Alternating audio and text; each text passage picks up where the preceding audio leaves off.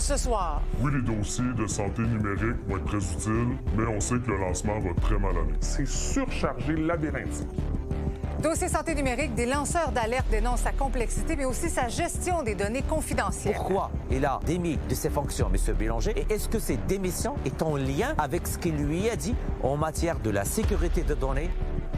Alors que l'ancien ministre de la cybersécurité et du numérique préparait sa sortie de la CAQ, les oppositions peu impressionnées par le nouveau Conseil des ministres. Le slogan de la CAQ, aujourd'hui comme hier, c'est « Continuons ». On ne sent pas ce désir de changement-là. Je vois pas ça comme étant de bon augure pour la suite. Et des initiatives citoyennes partout au Québec pour souligner le Jour de la Terre. Avec ce qui se passe aux États-Unis, en Ukraine, on parle plus beaucoup d'environnement. C'est comme si c'était un peu relégué au second plan. Mais tous les problèmes liés au changement climatique, on va y faire face. Il est 17h, voici votre Nouveau Info.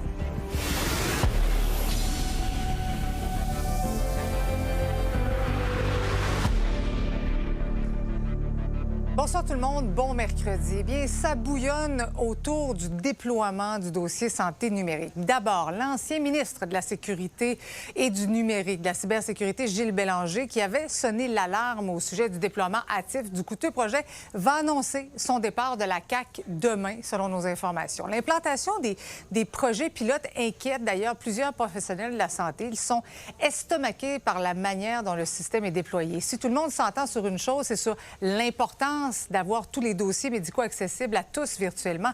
Mais plusieurs dénoncent à Nouveau Info la complexité de la nouvelle plateforme. Étienne Fortin-Gauthier. Oui, les dossiers de santé numérique vont être très utiles, mais on sait que le lancement va très mal aller. Le système, il répond pas à nos besoins. Il y a des centaines d'options, on se perd, c'est surchargé, labyrinthique. Si tout le monde s'entend sur la nécessité au Québec d'avoir des dossiers de santé numérique qui sont accessibles à tous, plusieurs dénoncent la complexité de la nouvelle plateforme.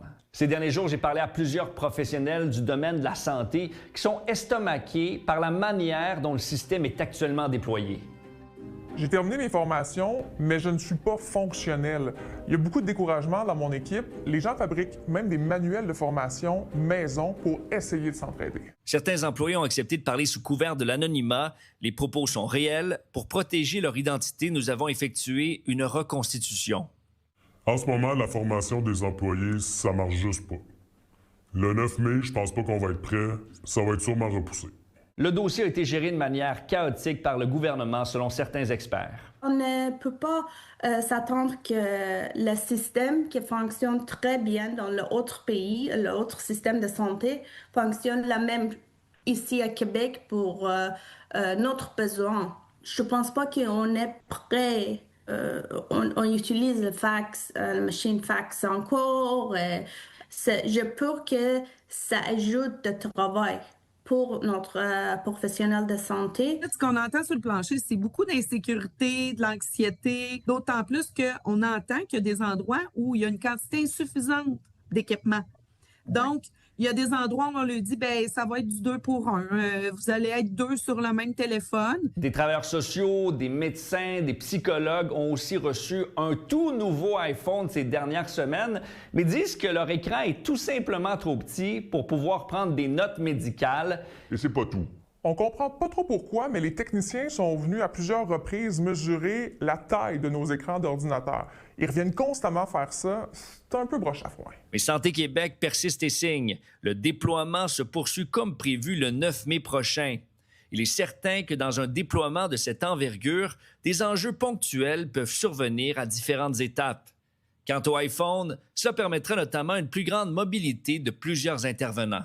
Je le reconnais avec vous, il faut donner le temps à nos employés, nos médecins, nos cliniciens de s'approprier le système, mais on doit le faire de façon sécuritaire. Que dans le jour 1, on va avoir des enjeux.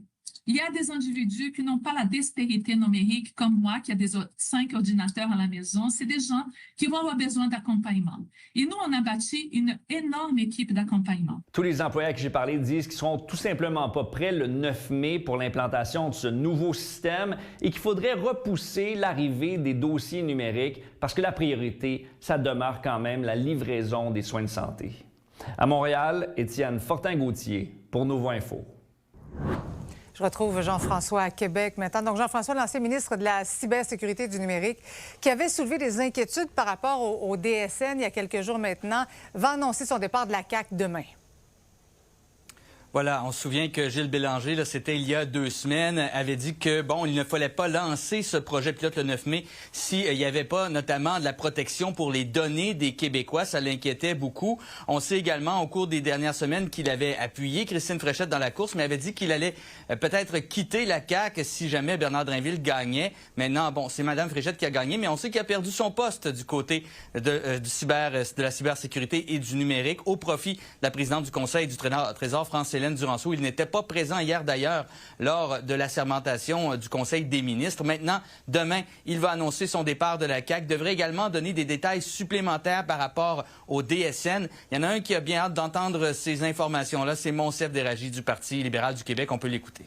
Est-ce que M. Bélanger était au courant de quelque chose et ça ne faisait pas l'affaire du gouvernement, ça ne faisait pas l'affaire de Mme Christine Fréchette? C'est pour cela qu'ils l'ont mis dehors de ce Conseil des ministres. Mais maintenant, ce qui nous intéresse, nous, les Québécois, les contribuables, si M. Bélanger a partagé ses préoccupations avec l'équipe de la Première ministre, nous aimerions savoir ces enjeux. Est-ce qu'il y a des enjeux? Nous aimerions être au courant de ce qui se passe réellement.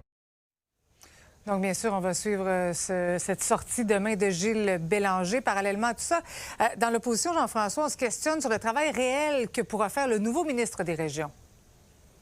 On n'est pas impressionné beaucoup par le renouveau au sein de ce nouveau Conseil des ministres de Christine Fréchette. Pour ce qui est des régions, on sait avant, il y avait des ministres délégués pour chaque région environ. Maintenant, il y en a un seul qui va s'occuper de tout le Québec. Il y a une première rencontre de son comité des régions demain matin, mais du côté de l'opposition, on s'inquiète de voir où ça s'en va. Il y a un ministre qui va jouer ce rôle-là pour 17 régions. C'est vraiment une centralisation. Je veux dire, il va avoir un 17e d'oreille par région. Je serais même étonné qu'à 17 régions, il y ait le temps de les rencontrer toutes et tous avant que le Parlement ferme. J'espère que c'est pas uniquement fait pour envoyer un signal aux gens des régions. Là, on pense à vous, pensez à nous au mois d'octobre. J'espère que c'est plus profond que ça puis que réellement, il va y avoir une attention aux gens des régions. Ça a plus l'air du monde qui s'en vont faire une campagne électorale que des gens qui s'en vont défendre les intérêts des régions. Et en terminant, nouvelle importante également, le Québec a perdu son appel pour protéger 2 circonscriptions qu'on voulait retirer au profit d'une circonscription dans les Laurentides et au centre du Québec, les circonscriptions de Gaspésie et d'Anjou. Et du côté du gouvernement du Québec, on veut y aller d'un projet de loi pour ajouter donc peut-être 2 circonscriptions déjà pour la prochaine élection. Donc on aurait 127 députés au lieu de 125 au Québec. Merci Jean-François. Une nouvelle fait réagir. Vous avez un sujet d'enquête à nous transmettre. Je vous invite à m'écrire. Vous voyez mon adresse présentement à l'écran. Dans le retour de Chantal Rouleau à titre de ministre responsable de la solidarité sociale et de l'action communautaire est loin de faire l'unanimité. Je joins tout de suite le co-porte-parole du mouvement, le communautaire About, Mathieu Gélina. Bonsoir. Bonsoir. D'abord, comment vous interprétez ça, le retour de Mme Rouleau à la tête du ministère?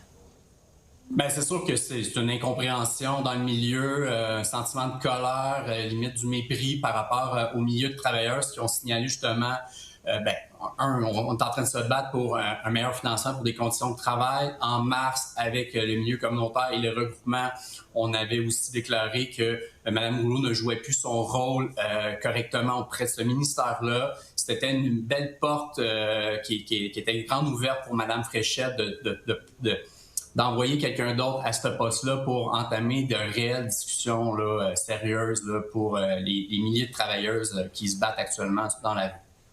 Quel message s'envoie? Parce que c'est pas la première fois que vous dites que Mme Rouleau devrait être démise de ses fonctions, par exemple. Quel message Mme Fréchette envoie? Bien, on peut se questionner sur son analyse par rapport à la situation. Clairement que les gens qui l'entourent ils lui ont pas fait le topo correctement par rapport à la situation. C'est un mouvement quand même qui a pris de l'ampleur beaucoup dans les dernières semaines. Ça fait des mois qu'on revendique. On sent pas nécessairement sa grande ouverture. On parlait de changement. Ça aurait été une belle occasion pour elle d'entamer un vrai dialogue avec le milieu communautaire. On verra dans les prochaines semaines si elle va répondre à notre appel là, d'engager déjà une table de négociation. Oui. Puis est-ce que vous avez d'autres demandes précises au gouvernement? Bien là, premièrement, là, il reste peu de temps pour ce gouvernement-là. On veut concrètement que Mme Fréchette s'engage à ouvrir une table de négociation avec le milieu communautaire. On sait qu'il y avait un 250 millions qui était à sa portée là, en discrétionnaire. Fait que donc, on aimerait ça aussi avoir notre part au milieu du communautaire. Il y a plusieurs façons qu'elle peut venir régler la situation. Puis on sait que dans le milieu communautaire, là, on est multi-ministère. Donc, et c'est la seule personne actuellement qui peut résoudre ce problème et de renouer les liens avec le milieu communautaire. Et vous préparez votre troisième phase de mobilisation rapidement. À quoi on peut s'attendre? Ben là, tous les secteurs, là, on est à grandeur du Québec, on est en train de se remobiliser, on va être présent sur le terrain. Fait que ceux qui pensent que c'est arrêté, ben ils se trompent. On va être présent dans tous les comtés. On va maintenir encore la pression auprès de la députation de la CAQ pour qu'ils jouent leur rôle. Là, on a besoin de soutien. C'est des milliers de travailleuses là, qui demandent de l'aide. Fait qu'on s'attend à une réponse claire et ferme là, d'ici les prochaines semaines. Monsieur Gélinas, merci beaucoup. Merci beaucoup. On fait le point sur les inondations. Maintenant, 10 cours d'eau demeurent sous surveillance alors que la sécurité publique recense une dizaine d'inondations moyennes dans la province. Heureusement, le risque est à la baisse. Il faut dire que la météo donne un solide coup de pouce, mais les municipalités touchées continuent de faire ce qu'elles peuvent pour éviter le pire. Lily Mercure. On est dans Pierrefonds, Roxboro, et on voit le niveau de l'eau de la rivière des Prairies est assez élevé. Mais heureusement, il y a une digue qui semble protéger assez bien les terrains, du moins beaucoup plus qu'en 2017, en 2019. C'est formidable. Ça, c'est une acquisition de la ville qui ont acheté ça il y a environ peut-être 2 ans. Ils appellent ça des muscle walls. C'est comme des New Jersey préfabriqués en plastique. Mais là, votre terrain, vous, il arrête tout normalement. C'est où? Est-ce que ça va jusque-là? La baie naturelle, c'est les grands arbres qu'on voit. Là, j'ai une piscine, là, mais cette piscine-là est en dessous de l'eau, mais dans les années, elle a été bâtie en 1962. Puis dans ce temps-là, ils ont remblayé dans la rivière. Donc, c'est pas la rivière qui est dans la piscine, mais c'est la piscine qui est dans la rivière. OK? Fait que c'est normal. Chaque année, quand on vide la piscine, on a des poissons dedans. C'est standard. À Montréal, les niveaux d'eau continuent d'augmenter sur le territoire. Il y a des seuils d'inondation mineures qui ont été atteints à certains endroits. En tout, j'ai 27 km de berges à l'arrondissement et j'ai 6 à peu près secteurs vulnérables, incluant le refoulement d'égouts, les bâtards d'eau qu'on met dans 3 secteurs pour protéger au moins les secteurs au centre de Pierrefonds contre le refoulement d'égouts où on a vu ça en 2017 avec 2 km sur le boulevard Pierrefonds inondé, les commerces, les écoles, les institutions, etc. Là, je suis très nerveuse à cause que tous les jours, ça fait une semaine que je viens voir l'eau qui monte. Est-ce que vous êtes satisfait de la réponse de la Ville? Oui, absolument. C'est pleinement meilleur que c'était dans les dernières années. Ils ont réagi bien en 2019, mais en 2017, je pense que c'est là où on a eu beaucoup de troubles. Dans les Hautes-Laurentides, à Rivière-Rouge, le cours d'eau du même nom a inondé une partie importante du village. La majorité des 60 sinistrés ont maintenant pu retourner à la maison, selon le maire de la municipalité. Écoutez, présentement, on est dans un mode de récupération. Alors, la rivière a diminué. Le niveau de la rivière a diminué de 30 cm dans les 12 dernières heures. Moi, je suis natif de la région et puis on n'a jamais vu ça en 60 ans. Ça nous a été confirmé d'ailleurs par des citoyennes et citoyens qui ont vécu l'inondation cette année. Alors, c'est un niveau record. L'eau a augmenté de 3 mètres. L'école de 420 élèves a aussi été inondée. L'établissement demeure fermé jusqu'à vendredi. 2 scénarios sont évoqués par le Centre de services scolaires la semaine prochaine, soit un retour à l'école ou un déplacement vers d'autres bâtiments de la région. En Outaouais, le niveau des eaux se stabilise. Par contre, la ville de Gatineau a rapporté aujourd'hui que presque 200 bâtiments risquent d'être inondés. C'est très significatif. Là, aujourd'hui, on voit que c'est en train de se stabiliser. Toutefois, je réitère des messages que j'ai souvent passés depuis le début de la crue. On va être extrêmement vulnérable dans les prochaines semaines. Donc, j'invite les citoyens à ne pas défaire leurs digues. Lily Mercure, pour Nouveau Info. En ce jour de la Terre, une chaîne humaine s'est formée autour de l'Assemblée nationale pour la justice climatique. Les manifestants dénoncent les grandes puissances qui continuent de polluer. Avec les guerres qui se multiplient et la course à l'armement, l'événement se veut aussi une manifestation pour la paix. Pendant ce temps, un père de famille fait le tour du Québec pour ramasser les déchets. Depuis vendredi, Jimmy Vigneux fait le ménage à Montréal. Il planifie terminer son parcours de 140 km en 7 jours. Lila Mouche. Nouveau départ ce matin, jour 5? Jour 5? Regarde qui est venu nous rejoindre. Super Mario est là! Yes! Son objectif, 23 km juste pour aujourd'hui. Et parce que oui, à chaque printemps, avec la fonte de la neige, beaucoup de déchets refont surface. Vous avez tout pour moi? Ah, quand même, on a pour une personne, tout ça. Mais tu sais, l'objectif, c'est surtout de sensibiliser les gens à le faire. Hein. Tu sais, oui, j'en ramasse, mais j'ai vu des tonnes de déchets, puis j'en ai ramassé seulement quelques centaines de livres, tu sais. Ça se recycle ou pas? Ça, non. Poubelle. Je suis nulle, hein. En fait, tu sais quoi? Ça m'éduque de faire ça avec toi. Est-ce que tu as l'impression que vous êtes vraiment pas nombreux dans ce combat? Il y a au moins 100 000 personnes qui ont ramassé, qui ont fait une action concrète. Ça, c'est sans compter tous les gens qui nous suivent sur nos réseaux sociaux et qui nous disent « Hey, bravo, lâchez pas! Fait que non, je me sens pas seul. Là où je me sens seul, des fois, c'est au niveau politique en ce moment, où je sens pas qu'il y a d'efforts suffisants pour créer du réel changement, puis qu'il y a de la volonté, puis du courage audacieux. Là. Tu sais, ça, ce projet-là, c'est un projet spécial. Fait que là, je fais ça pendant 7 jours. Je marche 20 km par jour, je ramasse les déchets. Sinon, mon quotidien, c'est d'organiser des nettoyages collectifs partout au Québec pendant l'été. Tu sais, d'avril à octobre, on organise à peu près 50 à 60 nettoyages collectifs. On fait aussi un projet qui s'appelle l'Expédition Saint-Laurent. On loue un autobus, on part 18 personnes, on fait le tour du Québec. Puis on fait des nettoyages dans une vingtaine de villes. On est sur Anticosti depuis 3 jours et c'est malade mental que mon travail. Regardez la quantité de déchets. Puis regarde tout ce qu'on ramasse, là, c'est tous des produits là, à usage unique en 5 minutes. C'est des choses qu'on aurait pu éviter.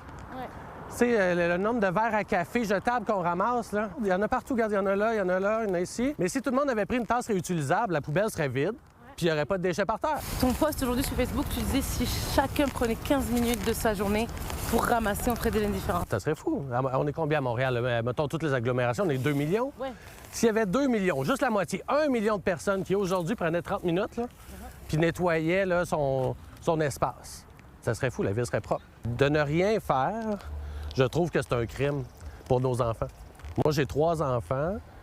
Puis je peux pas juste aller travailler, me coucher le soir, puis payer mes comptes, puis me dire que mes enfants, ils s'arrangeront avec la réalité planétaire dans 20 ans, 30 ans, ce sera leur problème. Il va être trop tard, puis ça va être un peu de notre faute. Là, depuis quelques années, avec ce qui se passe aux États-Unis, en Ukraine, on parle plus beaucoup d'environnement. C'est comme si c'était un peu relégué au second plan. On parle plus du prix de l'essence puis de l'économie. Mais tous les problèmes liés au changement climatique, on va y faire face. Jimmy Vigneux a cofondé son organisme en 2018 et depuis, ils ont collecté 750 tonnes de déchets. Alors d'ici 2028, ce sera les 10 ans de l'organisme et l'objectif, c'est 1000 tonnes de déchets. À Montréal, Lila Mouche pour Nouveau Info. Un pharmacien de Saguenay refuse de prescrire la pilule du lendemain en raison de ses convictions. Les détails au retour.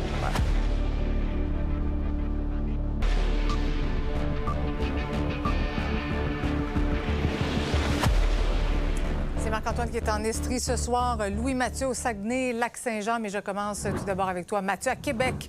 Un homme qui est accusé de terrorisme pour le compte du groupe 764. Oui, Jeffrey Roussel, 26 ans, a été arrêté hier à son domicile de Québec par les agents de la GRC assistés par la police de Québec.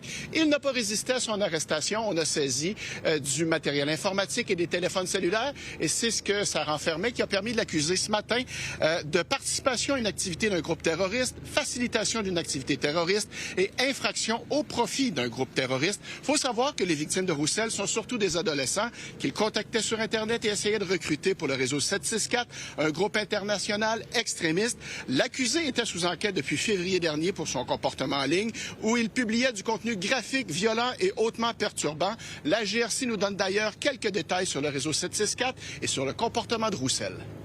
C'est une personne qui fait l'apologie de la violence, qui veut créer le chaos dans la société, qui veut vraiment briser la jeunesse en faisant des demandes qui sont quand même macabres. On parle d'automutilation, de cruauté envers les animaux, de violence sexuelle et même de violence pure. Le prédateur va demander à la personne de graver son nom sur sa peau avec un couteau, avec une lame. Il faut qu'il y ait beaucoup de sang. Ça, c'est très important pour eux autres. Lorsque vous faites l'apologie de la violence, ça devient un geste qui est considéré terroriste dans ce cas-ci. Marie-Christine, malheureusement, tout ça se passait sur Telegram, Discord, Roblox ou Minecraft, des forums de discussion où il n'y a à peu près aucune surveillance. Roussel revient devant la Cour lundi prochain. Merci, Mathieu. Maintenant, à Saguenay, Louis Mathieu, c'est un pharmacien qui a refusé de prescrire la contraception orale d'urgence à une adolescente en raison, semble-t-il, de ses convictions religieuses. Exactement, et c'est la mère de la jeune fille qui a publié sur le groupe Facebook Spotted Chicoutimi qui met au grand jour cette histoire. Elle raconte que lorsqu'elle est arrivée à la pharmacie, le pharmacien a simplement refusé de traiter sa fille. Elle raconte également être déçue de la réaction du pharmacien. Toutefois, il faut savoir que les pharmaciens au Québec n'ont aucune obligation de décerner ce genre de médicaments. Il revient en fait à eux de choisir si oui ou non ils décident de procurer médicaments. Toutefois, certaines responsabilités doivent quand même être respectées. On peut entendre le président de l'Ordre des pharmaciens du Québec à ce sujet. Il y a 3 obligations déontologiques dont il ne peut pas se soustraire. Premièrement, il doit expliquer la situation et il doit mettre en place un corridor de service pour s'assurer que la personne soit en mesure de recevoir les soins d'une façon raisonnable. Puis quand on dit, ça ne peut pas être suffisant de dire, allez dans une autre pharmacie. Il doit contacter une autre pharmacie, un autre professionnel, mettre en place le corridor et que la personne soit attendue lorsqu'elle va arriver au point de service et assurer un suivi. Il faut savoir que l'événement concerne un pharmacien du Jean Coutu situé sur le boulevard Talbot à Chicoutimi. Jean Coutu, dans un communiqué, nous ont partagé que le droit des femmes leur tienne à cœur, mais qui reste toutefois à la responsabilité des pharmaciens de choisir. C'est beaucoup, Mathieu. Maintenant, voilà à Sherbrooke, Marc-Antoine, parce que la Ville pourrait modifier son règlement pour permettre des tours plus hautes, en particulier au centre-ville. Effectivement, la Ville de Sherbrooke souhaite se densifier. Donc, il y a certains secteurs de ciblés, dont le centre-ville de Sherbrooke, où on prévoit apparaître des tours à logement à plus de 12 étages. Toutefois, la mairesse de Sherbrooke se fait rassurante en disant que ça va se faire progressivement et que Sherbrooke ne deviendra pas Brossard. Donc, les principaux secteurs visés par la densification sont en partie des zones commerciales qui ont déjà attiré l'intérêt de promoteurs. On propose donc de densifier Sherbrooke selon 3 catégories, jaune, rouge et mauve. Mauve étant une zone de densité élevée, ça représente pour cette catégorie-là entre 140 et 180 logements par hectare. On a choisi les endroits à densifier de façon plus intense en fonction des services. Donc, évidemment, l'aqueduc, l'égout, c'est déjà rendu, il y a de la capacité et le transport en commun, c'est un élément très, très important. Les endroits qui ne sont pas nécessairement déjà habités, si vous prenez le stationnement du carrefour de l'Estrie, bien, il y a quelque chose d'autre à faire que du stationnement. On peut imaginer un quartier, un milieu de vie, donc oui, avec du commerce, mais aussi avec l'habitation. On peut aller voir les secteurs ciblés sur le site Internet de la Ville de Sherbrooke. Merci, Marc-Antoine. Au revoir. Voici ce qui vous attend au cours de la prochaine demi-heure. Guerre en Iran, le détroit d'Ormuz paralysé tant et aussi longtemps que les États-Unis maintiennent leur blocus sur les ports iraniens. Les États-Unis exigent des concessions de la part du Canada avant même d'entamer de nouvelles négociations sur les libres-échanges. Et retour sur la défaite crève-cœur des Canadiens de Montréal avec les gars du 5 à 7. Mais d'abord, il faut revenir sur le nouveau cabinet Fréchette. Vous savez que certains ont perdu leur poste, d'autres ont pris du galon. Bien, c'est le cas du ministre Yann Lafrenière. Il est devenu vice-premier ministre du Québec, toujours ministre responsable des relations avec les Premières Nations et aussi ministre de la Sécurité intérieure. Je l'ai reçu un peu plus tôt dans nos studios de Québec. Monsieur Lafrenière, bonsoir. Oui, bonsoir à vous. On va commencer par votre nouveau titre parce que vous êtes quand même maintenant vice-premier ministre. Félicitations. Ça vous fait un chapeau supplémentaire quand même. Il y a la sécurité intérieure, on va y revenir, mais vous êtes toujours responsable, il faut le mentionner, des relations avec les Premières Nations, là. Oui, absolument. Et le fait d'être vice-premier ministre, c'est un message fort pour les membres des Premières Nations des Inuits. Pourquoi? Parce que leur interlocuteur dans cette relation de nation à nation, c'est le numéro 2 de l'État, donc c'est le vice-premier ministre. Alors, c'était un message très fort hier qui a été fait par la première ministre. De même que dans son allocution, à plusieurs reprises, elle est revenue avec le partenariat, comment travailler ensemble. Ça a été très bien reçu par les membres des Premières Nations des Inuits hier. Maintenant, le ministère de la Sécurité publique, il va falloir changer notre vocabulaire parce qu'on s'est habitué. Donc, devient le ministère de la Sécurité intérieure. Qu'est-ce que ça va changer? Ce que c'est pas, je vais commencer par vous dire ce que c'est pas. Souvent, on est capable de figurer, de mieux comprendre. Ce ne sera pas le ministère de l'Intérieur. Dans le passé, depuis les années 2015, il y a des gouvernements successifs qui ont regardé cette possibilité d'avoir un ministère de l'Intérieur. Et si on regarde ce qui se fait du côté de l'Europe, de l'Afrique et même du côté américain avec le Homeland Security, on rajoute tout le volet immigration, citoyenneté, occupation du territoire, donc les affaires municipales. On va pas là. On va pas là. On est vraiment qu'on monte d'un niveau ce qu'on a présentement, qui est le ministère de la Sécurité publique. Pourquoi? Parce que les réalités ont changé, le monde a changé. Alors, il faut prévenir de nouvelles menaces. Puis quand je parle de menaces, je prends pour exemple des fraudes de grand niveau. Je prends pour exemple aussi des nations étrangères qui voudraient faire de l'ingérence chez nous. Oui, il y a déjà le SCRS, il y a déjà des entités fédérales qui existent. Mais nous, au Québec, comme nation, on doit unifier les forces. Ce sont tous des groupes qui existent déjà. Cependant, on va les unifier pour être sûr que l'information circule. En matière de renseignement, c'est la règle de base et c'est quelque chose que j'ai expérimenté au SPVM. J'étais en charge du renseignement pendant une période de ma carrière aussi. Alors, d'unifier tout ça, de partager le renseignement, mais on ne se substitue pas au fédéral, on ne part pas avec un nouveau groupe, il n'y a pas d'ajout de ressources, on fait juste faire en sorte que ce qui est déjà là travaille ensemble. Et comme ajout aussi, les contrôleurs routiers vont venir sous ce même grand chapeau, les agents de la faune aussi. Donc, tout ce qui est application de la loi va se retrouver ensemble et on croit fortement, moi j'y crois, qu'on va gagner en efficacité aussi. La protection des données, est-ce que ça tombe dans votre cours? Le MCN, ce qui existe déjà au niveau du secrétariat numérique, va continuer, puis les gens vont garder leur travail, ils vont rester au même endroit. Cependant, l'information, puis donnons un exemple, tout ce qui est les cyberattaques, tout ce qui est le numérique, on va partager l'information avec les forces policières et vice-versa, mais les gens vont continuer de faire leur travail comme ils le font déjà. On est déjà bien outillés au Québec, on a des bonnes instances, mais les gens travaillent moins ensemble. Et l'autre exemple que je pourrais vous donner, c'est le Service de renseignement criminel du Québec, qui existe déjà, que j'ai donné un rôle plus important quand j'ai fait le projet de loi 13 pour faire la liste des entités criminelles au Québec.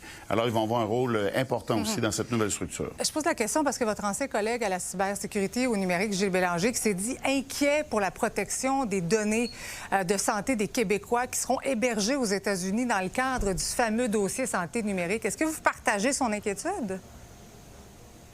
Écoutez, je ne ferai pas semblant que je suis un expert en la matière. Je l'ai entendu, j'ai entendu des collègues aussi. Je sais que c'est un sujet de discussion présentement. C'est une réalité qui est importante, c'est vrai. Cependant, je me déclarerai pas un expert aujourd'hui. C'est une chose qui est vérifiée avec les collègues du secrétariat qui sont déjà là-dessus. Mais honnêtement, je ne pourrais pas vous donner plus d'informations sur cela. Oui. J'aimerais revenir avec vous sur la composition du nouveau Conseil des ministres d'hier. Le noyau dur de l'ère Legault demeure quand même. Il y a des nouveaux visages, 5 qui font leur entrée au Conseil des ministres. Mais expliquez-moi comment Christine Fréchette va réussir à insuffler, selon vous, un nouveau souffle au gouvernement? Bien, dans le changement de ton, et ça, souvent, on le dit, puis les gens se disent, OK, qu'est-ce que ça veut dire? Regardez, depuis son arrivée, depuis sa nomination, depuis son élection, par la suite, l'assermentation, hier, la constitution du Conseil des ministres, c'est autant d'éléments où on a vu une montée en puissance, où on a vu la série d'annonces qu'elle a faites aussi. Alors, comme député, parce qu'à la base, on est tous des députés, ce que ça amène, c'est un souffle nouveau. On entend que les Québécois sont à l'écoute. Ça ne veut pas dire qu'ils sont prêts à changer d'idée pour leur vote. Ça veut juste dire que présentement, ils sont à l'écoute. On va être capable, dans les prochaines semaines, de leur démontrer qui on est comme gouvernement, qu'est-ce qu'on a à leur offrir, de quelle approche on a. Une approche qui change dans le ton, beaucoup plus de partenariats. Moi, quand la première ministre m'a approché, m'a annoncé que je devenais vice-premier ministre, c'était une de ses premières demandes. Partenariat, travailler avec tous les collègues, avec les collègues des oppositions, pour arriver à un résultat rapide, un changement rapide.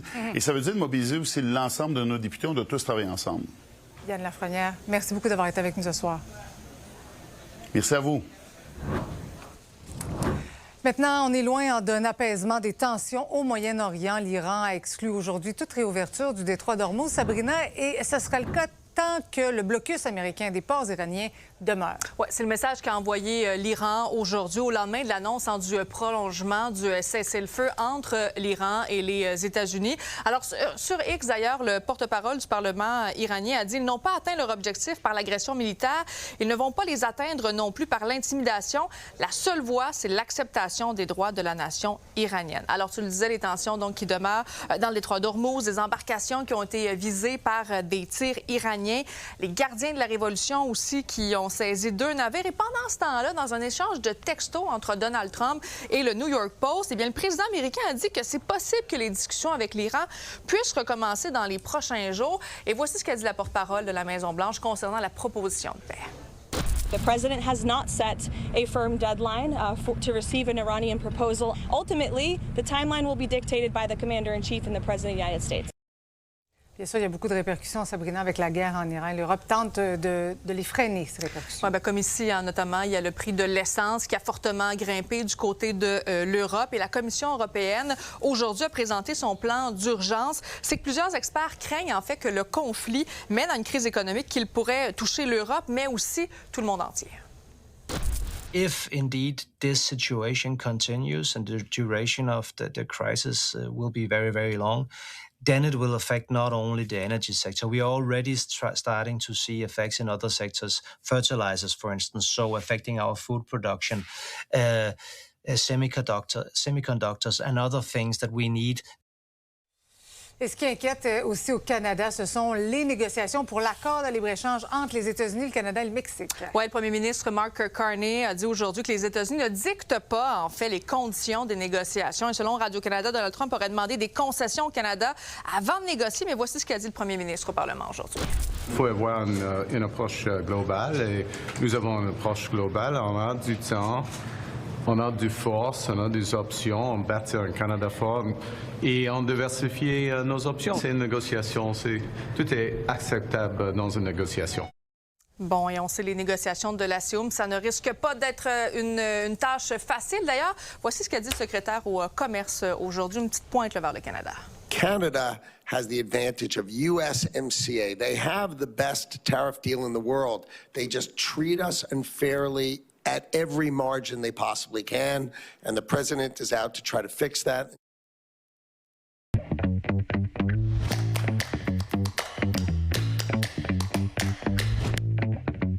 Salut Yves. Salut Marie-Christine. Tu arrives juste à temps pour réagir à cet extrait qu'on vient d'entendre. Est-ce que selon toi, c'est véritablement le Canada qui a un avantage dans les négociations sur la CIUM? Marie-Christine, s'il y a un accord de libre-échange, premièrement, c'est à la demande des États-Unis. Si on se ramène aux années 80, quand le premier accord de libre-échange entre le Canada et les États-Unis a été signé. Ensuite, on a ajouté le Mexique. Alors, les deux pays ont un avantage. Ça, c'est de la théorie économique prouvée depuis 200 ans. Alors là, Donald Trump et les génies qui l'entourent, eux autres, ils ont décidé qu'ils allaient réécrire la théorie économique et que dans une relation commerciale, il y a un gagnant puis un perdant. Or, il y a deux gagnants en principe. C'est pour ça qu'il y a du libre-échange entre les deux pays.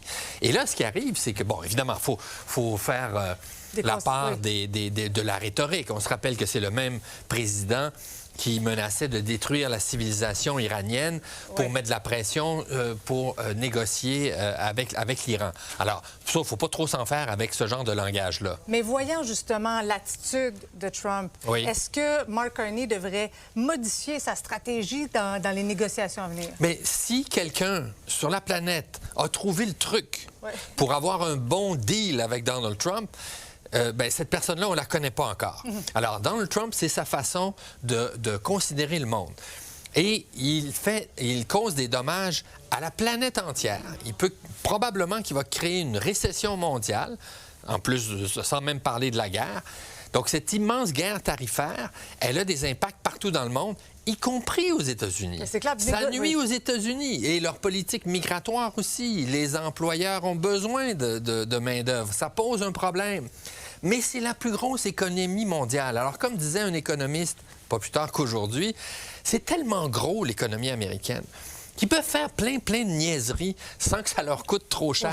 Et ça va coûter plus cher aux autres. Mais à la fin, ben, les répercussions vont retomber aux États-Unis de toute façon. Oui, mais on va payer plus cher, si tu veux. Mais on ne peut pas accepter n'importe quoi. Et éventuellement, il faudra développer des relations commerciales avec d'autres pays. Et on n'a pas le choix. Et qu'est-ce que ça fait? Par exemple, il dit on ne veut plus des voitures canadiennes. Bien, les voitures canadiennes, c'est des voitures américaines. S'ils ne veulent plus construire de voitures américaines au Canada, qu'est-ce que tu penses que les Canadiens vont faire? Le véhicule le plus vendu au Canada, c'est le F-150. Mais les Japonais sont capables d'en faire des pick-up aussi. Et les Chinois. Et quand on aura des véhicules chinois qui auront remplacé les véhicules américains, est-ce qu'ils seront moins cher éventuellement? Ben, est-ce que les États-Unis auront gagné quelque chose? Et qu'est-ce que tu penses aussi du fait que Washington demande en quelque sorte un prix d'entrée à Ottawa avant de lancer des discussions? C'est la suite de la même logique qu'on fait un cadeau avec les autres pays, aux autres pays, en commerçant avec eux. Alors que, bien sûr, les Américains achètent des biens et en vendent parce que c'est leur avantage. Il y a personne qui force les États-Unis à faire du commerce. C'est le plus grand pays commerçant au monde. Donc tout ça, Marie-Christine, c'est de la poudre aux yeux. Merci beaucoup, Yves. À demain. À demain. Les faucons installés dans le nichoir de l'Université de Montréal sont devenus de véritables vedettes sur YouTube. On vous explique tout ça au retour.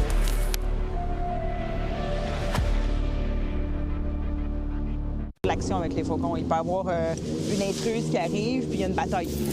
Les faucons qui vivent sur la tour de l'Université de Montréal ont pondu 3 œufs cette année. C'est un tout nouveau couple. Et j'ai pu rencontrer celle qui a parti le projet de nichoir il y a presque 20 ans. La femelle, on l'a surnommée Ziva. Puis le mâle, Tadi. En langue autochtone, Tadi, ça veut dire vent. Puis Ziva, ça veut dire lumière en hébreu. Il y a plus d'une trentaine de bébés faucons qui ont vu le jour à cet endroit. Aujourd'hui, le jeune couple est surveillé 24 heures sur 24 sur un fil YouTube en direct. Bien, quand ça va être le temps des éclosions, je m'attends à avoir 200, même 200 et plus personnes toujours connectées là, qui attendent de voir le premier petit oisillon, disons. Au Québec, le faucon pèlerin est encore dans la liste des espèces vulnérables, donc on garde un œil sur eux. C'est une espèce qui était complètement éteinte là, dans les années 70 à cause du fameux DDT, le pesticide qui avait été utilisé. Ça fragilisait la coquille des œufs. Les scientifiques, à ce moment-là, ont réintroduit l'espèce. Ça a super bien fonctionné. Mais ces dernières années, on a quand même une nouvelle menace qui est la grippe aviaire. Donc ça a commencé à frapper les faucons pèlerins. Il y a eu plusieurs endroits où ils ont vu des baisses de nidification. Donc c'est quand même important d'avoir un suivi.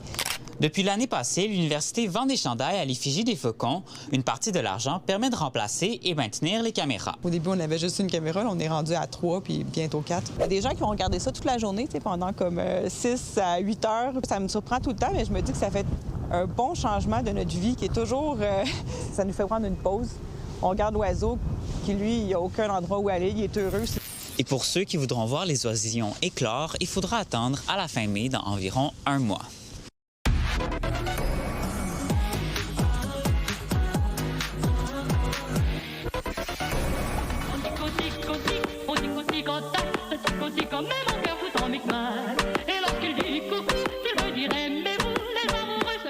Bonsoir, Alex. Bonsoir, Marie-Christine. Tu nous arrives avec une forme de scoop ce soir. Je crois que oui. Alors, tu nous parles des grands classiques d'Alice Robbie qui sont revisités à la façon électro-funk. Exactement, et c'est un duo, il s'appelle Millie et Bob, et on va aller en jaser avec la moitié du groupe, Millimétrique. Allô? Salut, salut! Écoute, j'ai eu un coup de cœur pour cet album-là. Je l'ai reçu, puis j'ai écouté toutes les chansons. Alors, on l'a dit, des classiques d'Alice Robbie, revus de façon électro, dance, un peu de latino, un peu de Caraïbes. Mais j'ai envie de savoir, qu'est-ce qui vous a donné envie d'aller revisiter comme ça les classiques d'Alice Robbie?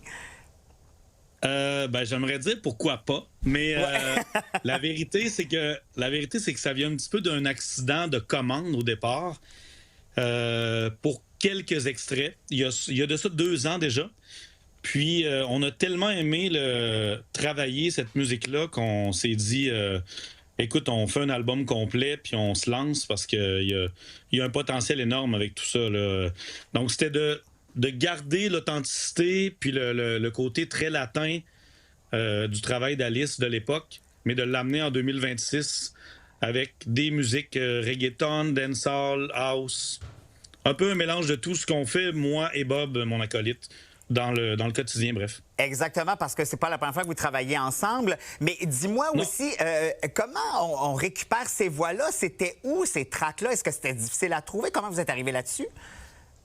Deux choses. Premièrement, je tiens à remercier la famille, les ayants droit, la famille Robitaille qui ont été super collaboratifs avec tout ça parce qu'on voulait faire ça officiel, puis permettez-moi l'anglicisme, legit.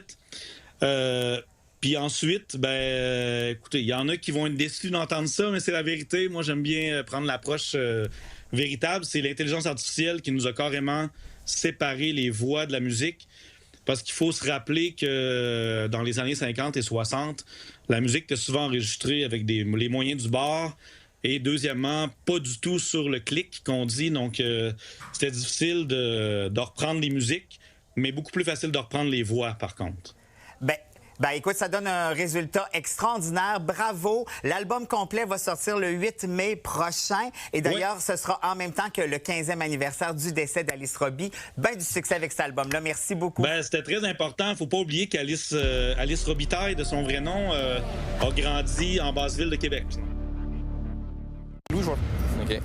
Yannick, Frédéric, qui sont en train de peaufiner les derniers détails de leur blog. Salut. On est toujours comme ça à la recherche de la nouvelle. Oui. Allô, Marie-Christine. Toujours sur la nouvelle. Donc, toujours sur la nouvelle. Le Canadien qui a subi une défaite en prolongation hier. Défaite crève-cœur quand même. Puis là, il y a un joueur qui ne doit pas avoir bien dormi hier soir. Là. Écoute, Kirby Dach, hier, disons qu'il n'a pas connu une bonne fin de rencontre. En fait, globalement, c'était pas un grand match d'abord. Ça, c'est en prolongation. Dégagement refusé qui provoque donc une mise en jeu à la droite de Dobèche en prolongation et le Lightning a marqué le but de la victoire là-dessus. Mais en prolongation, le Canadien a été dominé 9-0 au chapitre des tirs au but.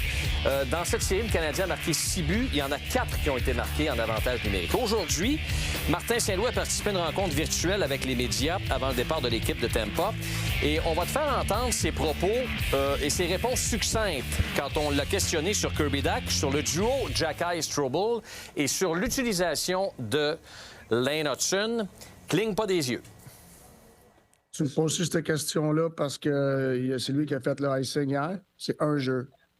Okay? Moi, je trouve que il a amené de la physicalité. Puis je vais regarder le match, comme je dis. Mais ses intentions, pour moi, les 2 dernières semaines, il joue avec beaucoup de combativité. Jusqu'à date, c'est bon.